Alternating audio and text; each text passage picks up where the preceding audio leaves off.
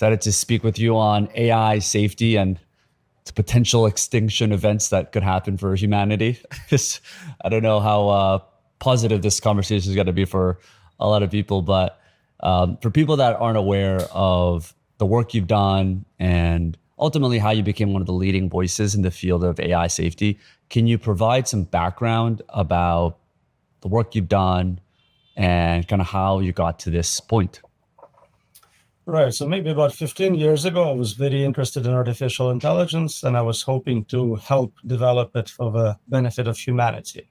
My background is in cybersecurity, so I was looking at safety and security issues around AI we had at the time, online casinos, bots, kind of standard internet problems. But as capabilities of AI became greater and bots became more common, I started to realize that this is a problem which is not going to be solved anytime soon, mostly because it's an ongoing process, right? AI keeps improving, so we need to keep up. The safety community has to always be a step ahead of those systems. And that's what I've been doing for about a decade. And I think I continue realizing that the process will not stop. A lot of my colleagues in safety community think, oh, we'll get to AGI, maybe we'll solve the safety problem at that level, maybe superintelligence, but it will never end. You always have to continue trying to be one step in advance of those more capable systems, which to me seems impossible. And so overall conclusion from well over a decade of research is that eventually we'll get to the point where we can't keep up. They're smarter than us, more complex, and there are limits to what we can do in terms of safety. Yeah, I mean, 15 years ago, most people think AI came like 2 years ago, right? With the rise of ChatGPT, they don't realize how far in advance that behind the scenes were. I mean, what was happening at that point in the world of AI, and what were some of the boxing techniques that were trying to limit the innovations, or were there any limitations to slowing down AI at this point? Because perhaps at that point it was so nascent that there wasn't any level of threat or potential threat. At that point, nothing was really working. People were trying to do trivial things like a collection of if statements. You have a poker bot. If this is the cards you have, try going all in or something like that. It was more about just detecting human versus bot. That's where CAPTCHA algorithms came in. So nobody worried about it. Really, nobody wanted to slow it down. We were hoping to accelerate to where it's actually doing something useful. And things changed. As you said, 2 years ago, maybe 3 years ago, we switched from narrow systems only capable of doing one thing, like playing chess, to those more general models, which really can help you in so many different ways. And they continue improving without additional breakthroughs. If we just make a bigger model, give it more data, train it for longer, they seem to continue improving the scalability hypothesis. So that was a complete game changer. And yeah, at that point, we no longer have a problem of how do we get AI to do anything. It's more, how can we understand what it's capable of doing and maybe put some guardrails so it doesn't do a little too much in some risky domains.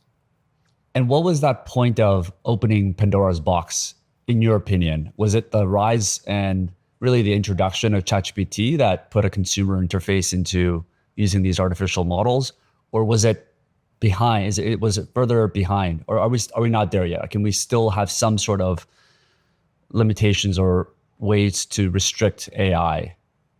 So it seems the transformer architecture was the big shift. Once we realized that it scales, then that was a complete game changer. OpenAI, of course, made it commercially viable to scale to billion-dollar clusters, and that's a very important aspect of it. It's not enough to have it in theory. You have to actually have the compute available, training data available. So the combination of that scientific discovery and that commercial brilliance is what got us to where we are today, I think. And the question that everybody wants to know, I'm going to ask it up front, which is, how close do you think we are to AGI? And how do you personally define it? So if you go back to what we talked about 15 years ago and you showed me or any other computer scientist a model we have today, latest model, we'd be convinced beyond any reasonable doubt that we already have AGI. This is it. It can do thousands of different things. It speaks every language. It can help you with math, physics, writes essays. So under standard definitions, we have a general intelligence. What And is it the is standard definition for people that don't artificial know? general intelligence capable of working in multiple domains. It's not a narrow system, only playing chess, only driving car. It can do pretty much anything, and you can ask it to work in new domains and train it to do novel things. It is, in fact, in my opinion, smarter than an average person today. I think it's smarter than most people today, but that's a different argument.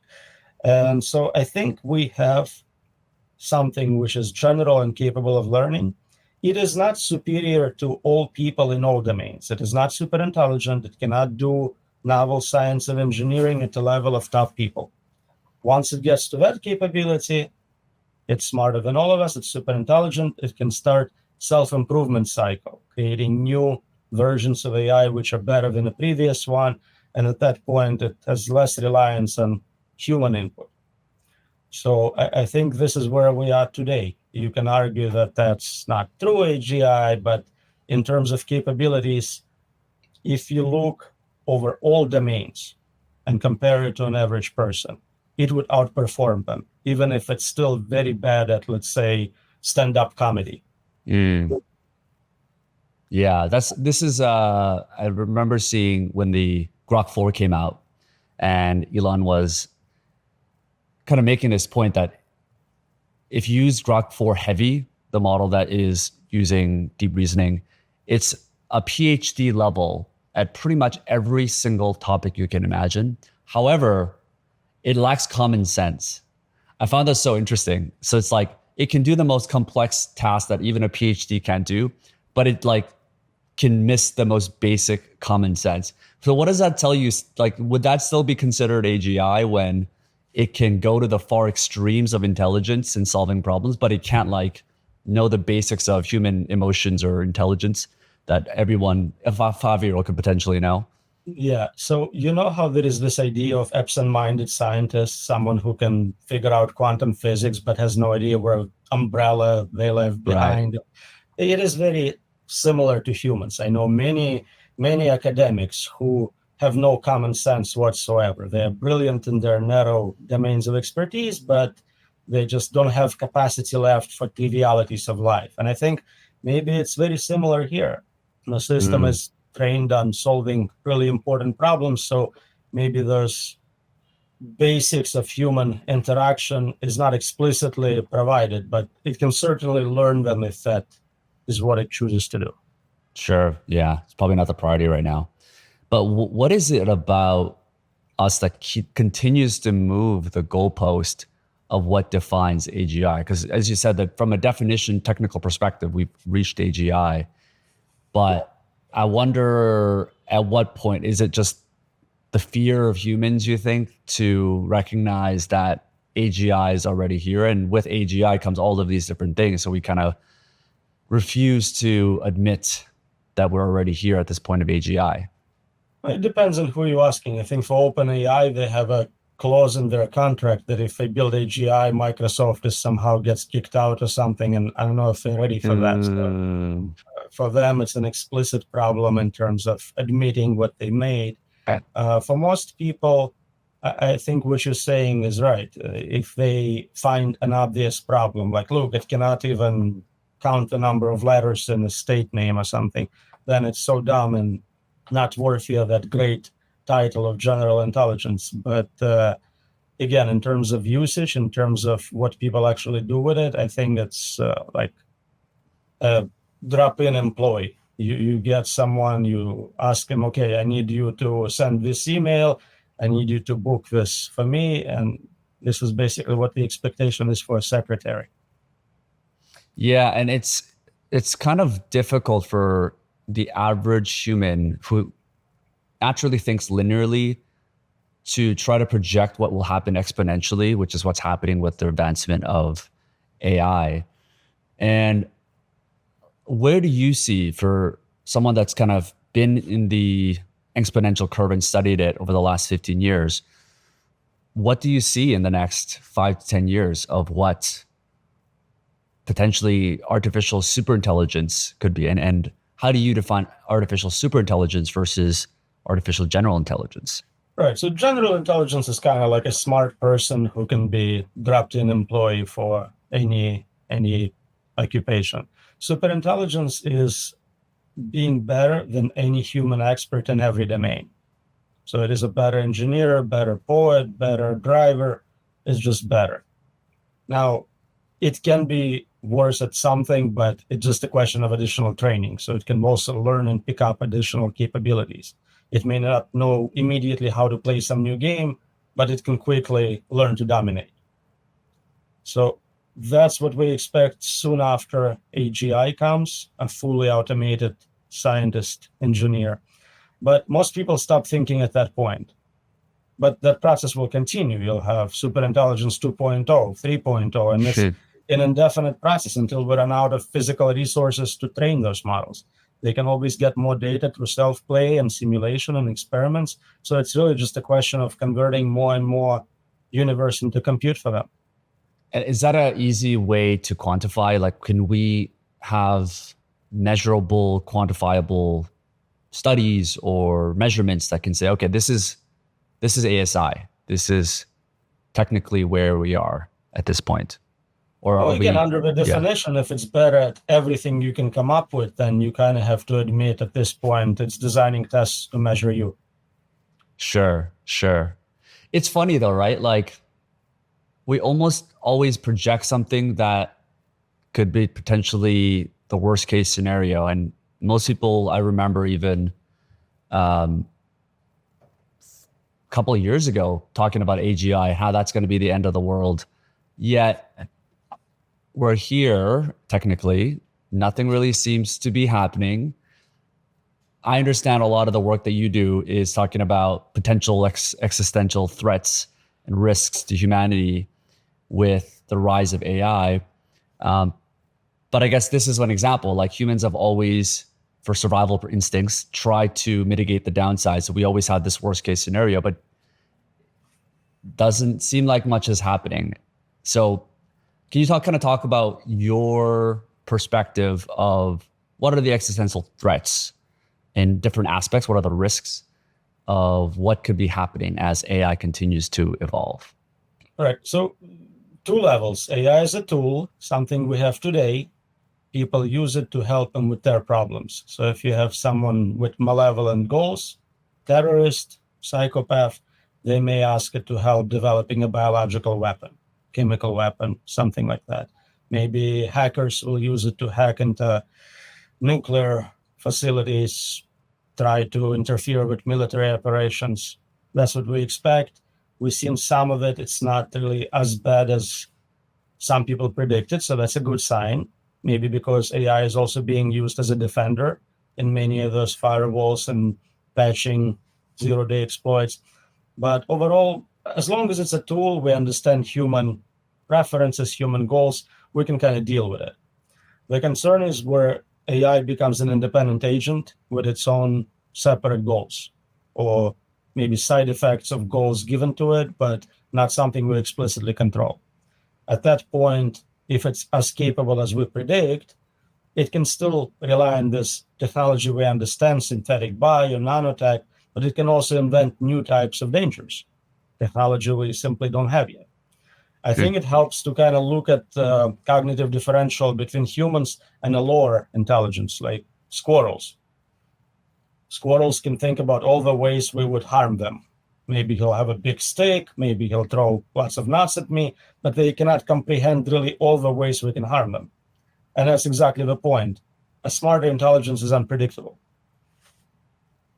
Yeah, it's an interesting perspective. I agree with you. Just to follow up on that first point around someone using AI to potentially hack into the nuclear systems to harm other humans. And it's kind of that saying, like, most people think AI is going to take their jobs, but at least in this present moment, it's the people that learn AI or that know how to use AI that will take the human jobs. I can't really even comprehend like what it will be when AI becomes its own independent entity. I guess we're just not there yet. So it's hard for me to comprehend. Like, I'm sure in your perspective, it's so clear. But in terms of a squirrel and, let's say, wolves or certain mammals that exist that are no longer the apex on Earth, I guess you could argue that we coexist with them as well. It's not this existential threat that all squirrels have been extinct just because humans have came onto Earth. In fact, we love squirrels. And that is a potential scenario, right? If we're the ones that actually created AI, would they have any reason to harm humans in any way?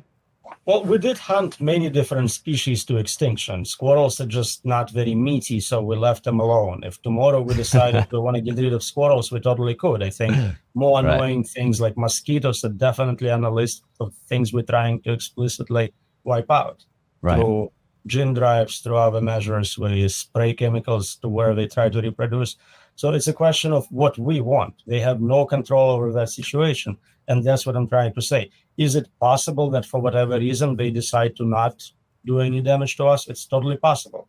But in cybersecurity and cryptography, you always look at the worst case scenario, not just because it's evolutionary drives, but because it makes sense. If I'm ready for worst case and it doesn't happen, I'm in great shape. I know how to deal with utopia. I don't need to prepare for that as much, but I have to know that the worst thing is not going to happen.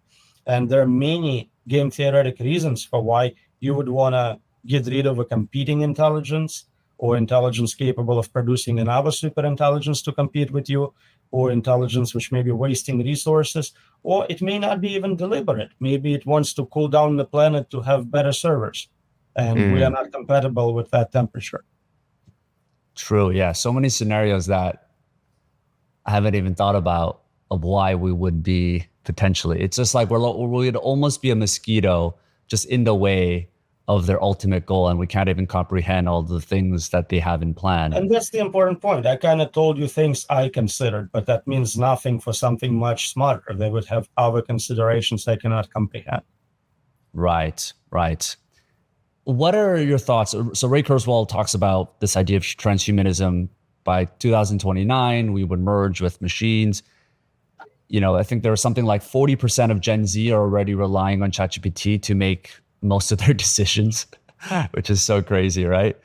And like you can kind of see with Neuralink and the embedment of chips into our so like would there be an argument to say that in some ways that it wouldn't be this AI versus humans, but we actually merge as we enter new generations as one cohesive unit, and there's no reason for AI to extinct when we're coexisting together? In that hybrid system, what is it we are contributing? We're not smarter, we don't have better memory, we're probably not better at setting goals, so we're just a useless biological bottleneck. It may keep us for whatever reasons, but we are not in control. We are explicitly or implicitly bypassed in our decision making. Why are we a part of that system? For symbiotic systems to work, there has to be exchange of something mutually beneficial. If it's a parasitic relationship, then it will try to get rid of us. What's the percentage there? Like, have you thought about, okay, what's the percentage of chances that we could coexist and just live in harmony? And what is the percentage of the chance that we would just be completely irrelevant? And do you have a timeline for something like that? I can't consider all possible options. As I said, it's unpredictable for us. We cannot comprehend those options. So you can't compute specific percentages, but you can think of scenarios where good outcomes happen. One is basically if AI realizes it has a very different time frame. It's essentially immortal. It can easily wait for decades, hundreds of years to accomplish what it's trying to do. So maybe it says, instead of attacking them now, I can wait 100 years and get their trust and get all the resources. And after that, I'll just take over without a fight.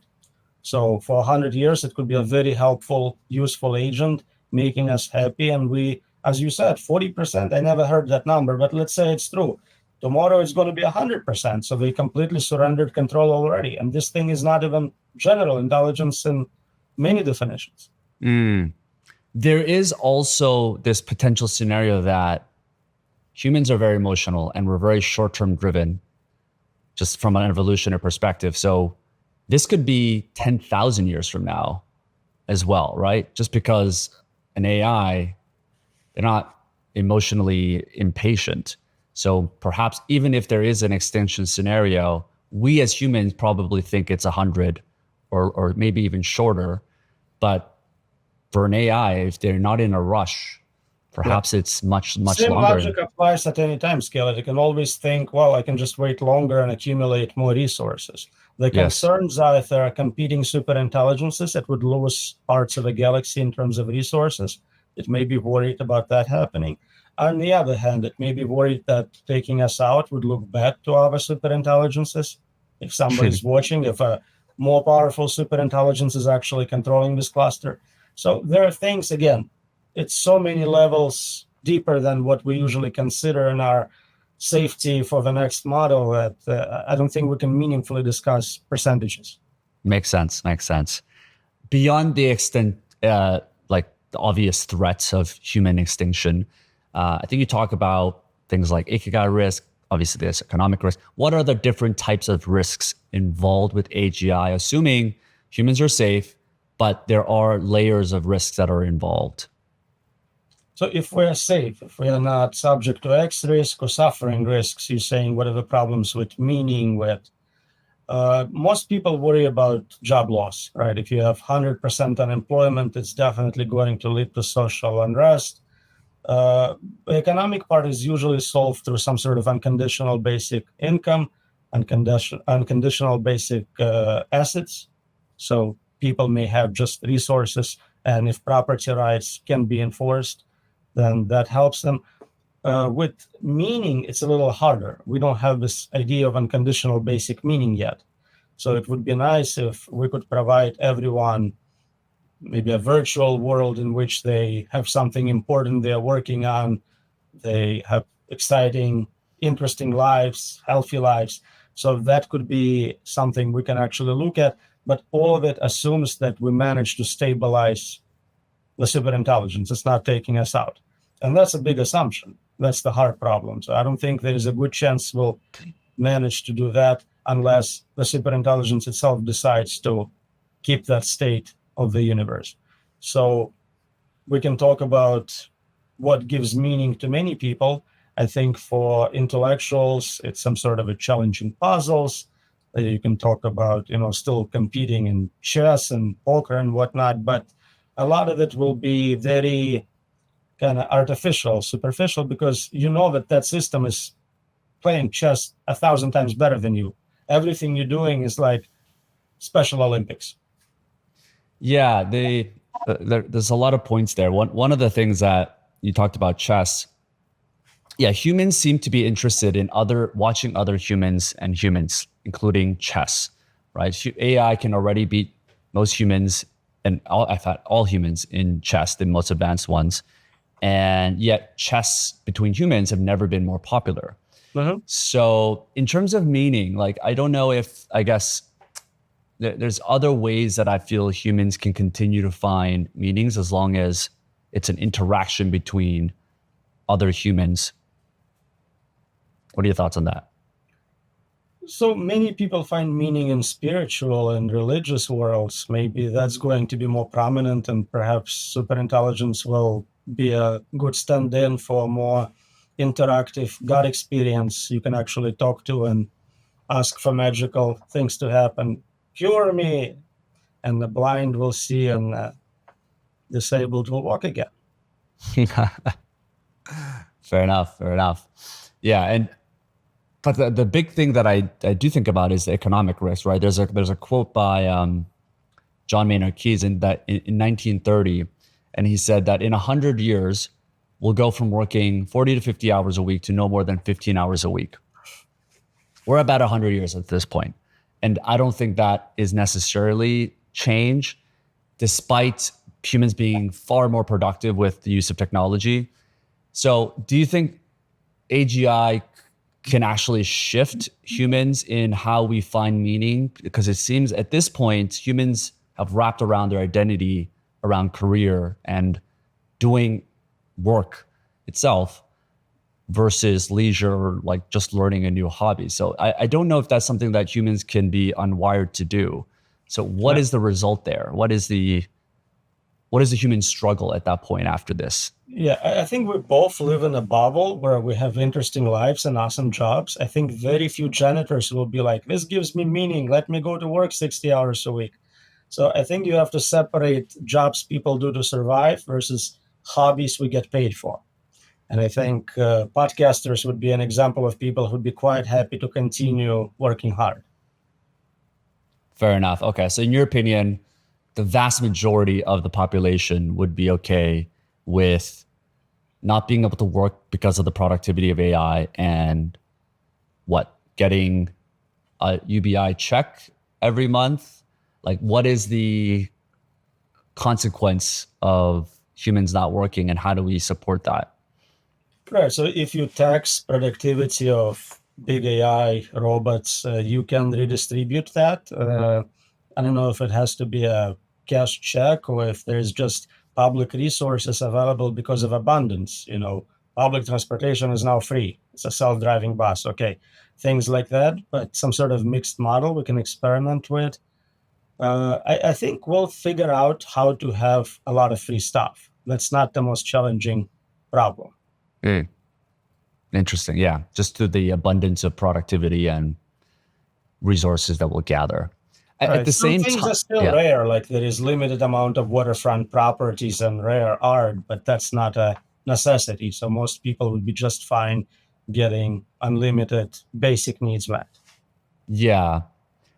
The thing is, though, I would still feel that despite your work not finding meaning in your current state, there is still this level of optimal human struggle for us to have some sort of like if we had just maximum comfort and everything done for us at any time.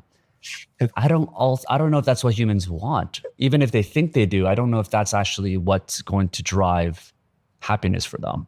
I agree with you, and I see people participate in Ironman, do ice baths, hot saunas. We do all sorts of stuff to feel like we're being challenged by the environment. Yeah. Yeah.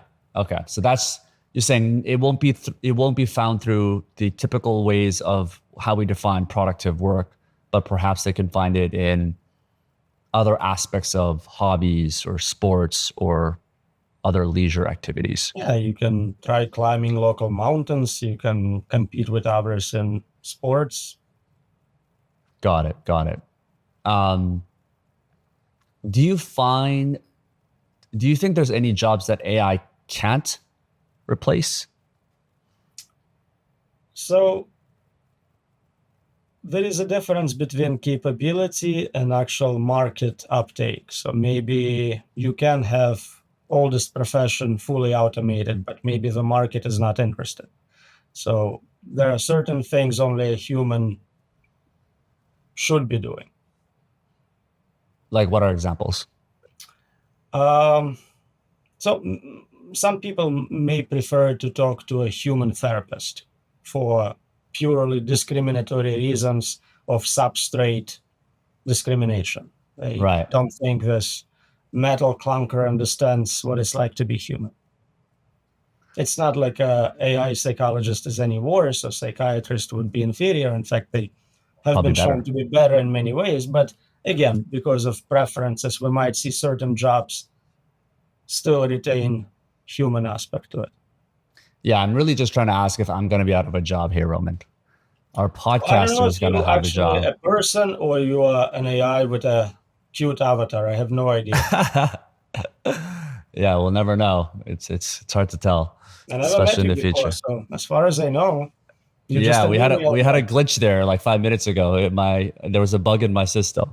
Exactly. See, we're onto you. Yes. Um, do you find yourself you as someone that is deep into AI and understanding of how to use AI as well, do you find that there are certain skills that you're losing as we continue to rely more on AI. Like, for example, like I remember learning how to memorize phone numbers Mm. very well back in the day. And now that's just not a necessity. You just call Yeah. someone and you don't have to remember birthdays either. That's Facebook. What are skills that we're potentially losing? Or maybe you can talk about your personal experience because you're just so reliant on AI. And what are skills that we should develop in the Yeah. world of AI? So the only skill you really need is critical thinking, evaluating data, evidence, making decisions based on that. Everything else, yeah, it's going to be automated. My memory is all somewhere else. I have no idea how to call my own office. I can't find my way home without GPS. That's all gone. But I still can look at evidence and go, okay, this makes sense. Even if there is a possibility it's a deep fake, I can still assess quality of evidence. So judgment, decision making, asking good questions, A good BS style. detector. So a lot of times we see, and especially recently, where media maybe is sharing something not completely verified, and some people almost always get it right, and others just don't. Yeah. And and is that something you try to cultivate in yourself personally, knowing that that is going to be the number one skill that differentiates you versus AI and other humans? And Absolutely. how Very, do you do very, that? very skeptical, very contrarian within reason to anything. And that goes for fundamentals. Just because everyone knows something doesn't mean it's true. Mm. Got it. So you start out as a skeptic when you're presented with some sort of information, like me being an avatar, and then I have to, and then you kind of work yourself backwards from there. Is that the way to make better decisions, you think?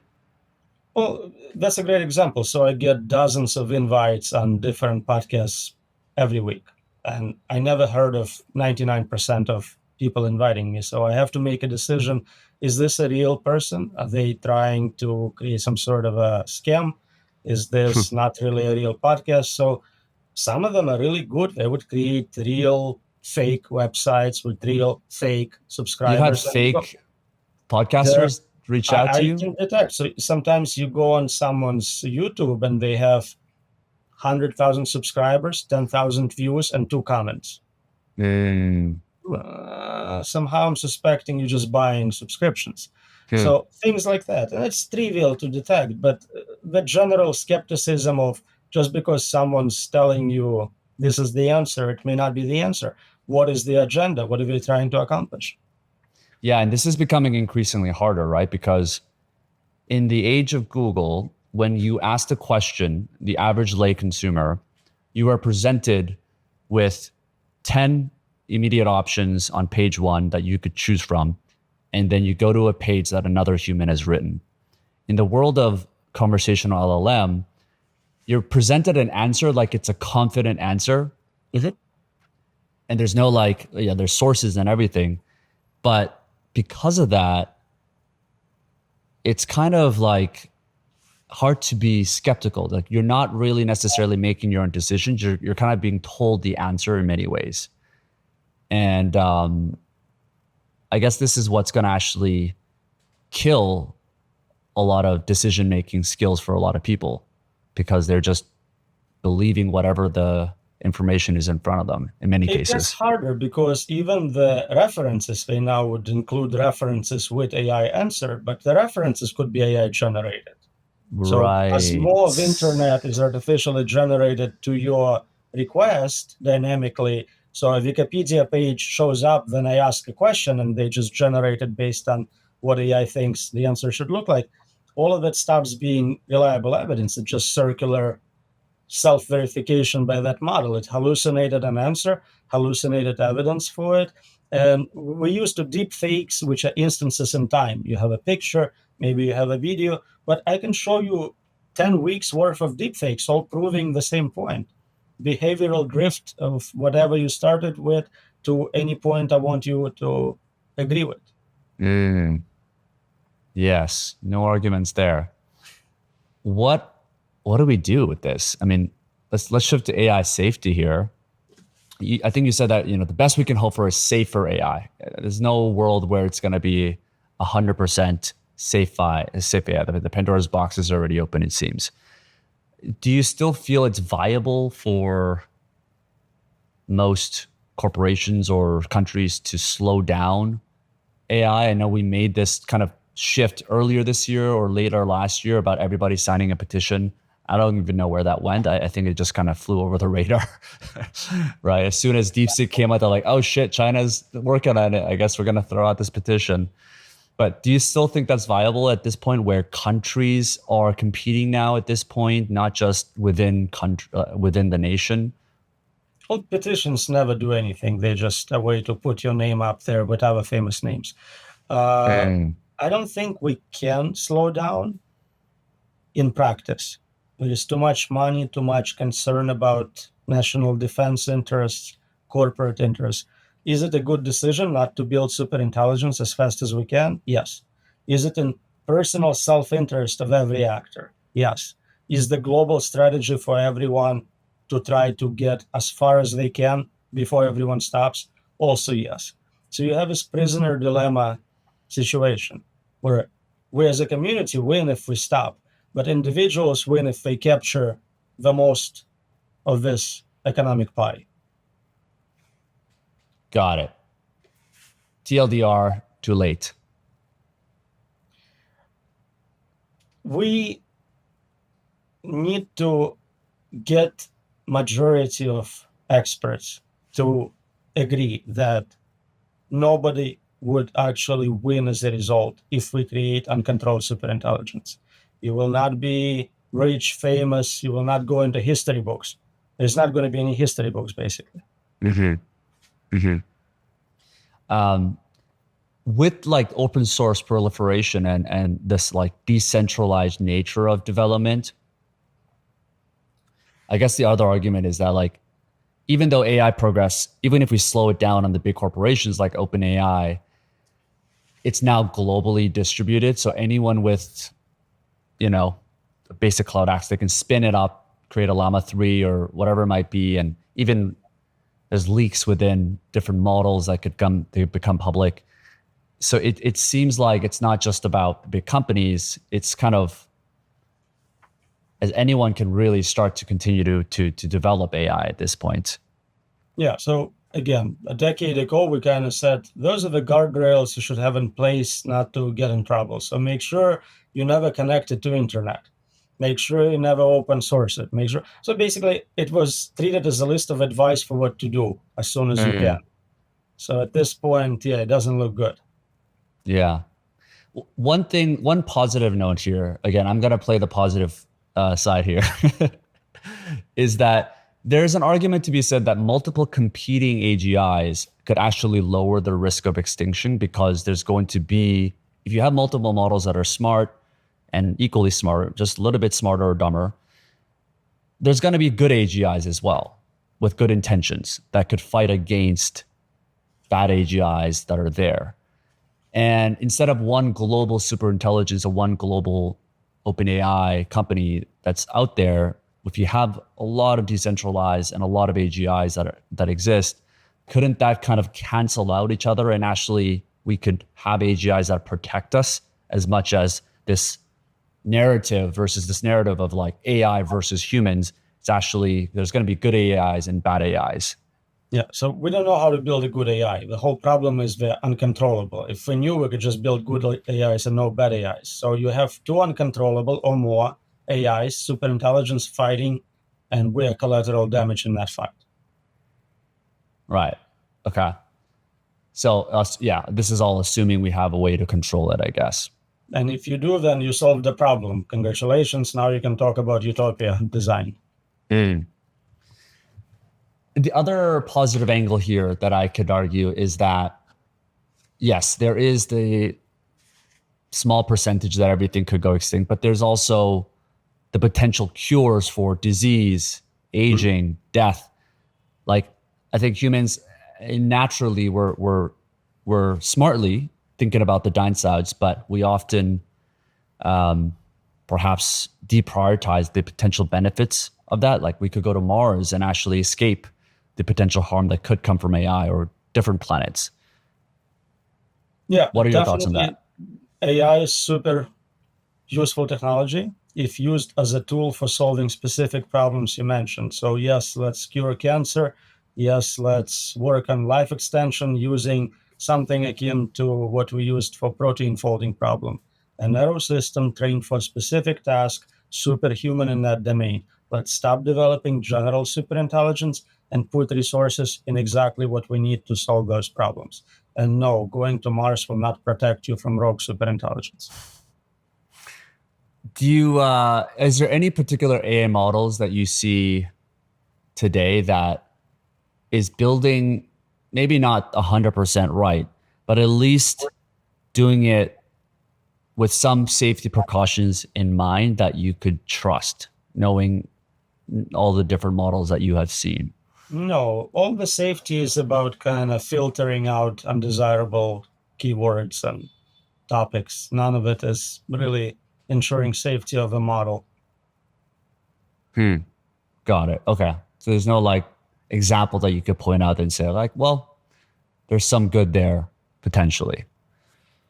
They are very similar in capabilities. They're very similar in how quickly they get jailbroken within 24 hours. They are all training on essentially the same data. So if anything, they're converging to be the same AI is one kind of paradigm. Got it. What is like the meaning of life for you? Knowing, having all of this conviction around AI and perhaps the downsides that it could eventually lead to. Like, has meaning of life changed in any way from the 15 years that you've worked with AI and where it's going, or is it pretty much the same at this point? It's always been the same for everyone. We know we're going to die. We're all dying. All our friends, kids, neighbors are dying. So nothing is really that different. Different time scales, maybe, but you're still trying to have the best life you can. If it's a simulation, the feelings are still real, the pain is still real, so it doesn't Yeah. matter. So, in many ways, it's more clear now. You can actually understand the sources of happiness and demise. Got it. Got it. I was really trying to put a positive twist here, Roman. Again, my last paper was about humor, so I think I'm enjoying life to its fullest. Yes. Yes. Yeah. You talked about the simulation and kind of your theories around that. I mean, maybe in some ways that could kind of put up a interesting twist of how we look at life. Like, how do you think about that and the certainty of us being in a simulation ultimately? Well, again, many things remain unchanged. Just because it's a simulation, your friendships are still real, your love is real, all the important things don't change just because they are in a virtual cyberspace environment.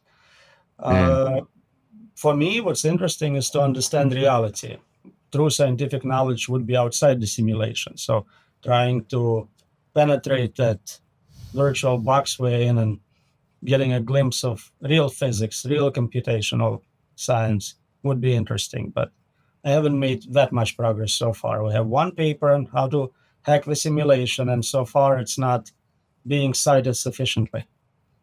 Yeah, but surely you must think about it, right? I mean, if AI discovered we were in a simulation and it could modify like these rules of reality, what do you think it should do? Should it try to break out? Should it try to optimize simulation for humans? So breaking out depends on if you think outside environment is better. Maybe you are here because you're trying to escape from the outside environment. Right, right. And it's hard for us to comprehend what that outside is, obviously. It may be very easy. Maybe it's a simple environment. I have no idea what it is. It'd be interesting to learn that. But as far as modifying this universe, I definitely would suggest reducing pain and suffering levels to a much lower possible value. Right now, it seems almost infinite in both directions, whereas we can make it a lot smaller range. Makes sense. Makes sense. Roman, what's the takeaway message we want to provide people for those that are interested in AI safety, beyond just knowledge and obviously understanding your perspectives on this? Is there a takeaway we want to provide for for people?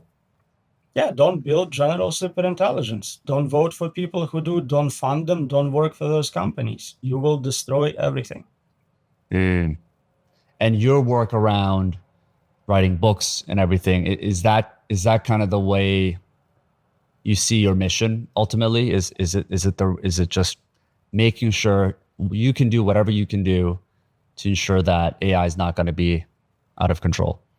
Surprisingly, very few people work on limits of what is possible in terms of control of intelligent systems. The space of people who actually work on upper limits of that is like under 5, and 4 of them are not in academia or industry labs. So we definitely can use a lot more people trying to investigate, well, you claiming you can control those systems. Is this a legitimate claim, or is this like building a perpetual motion machine?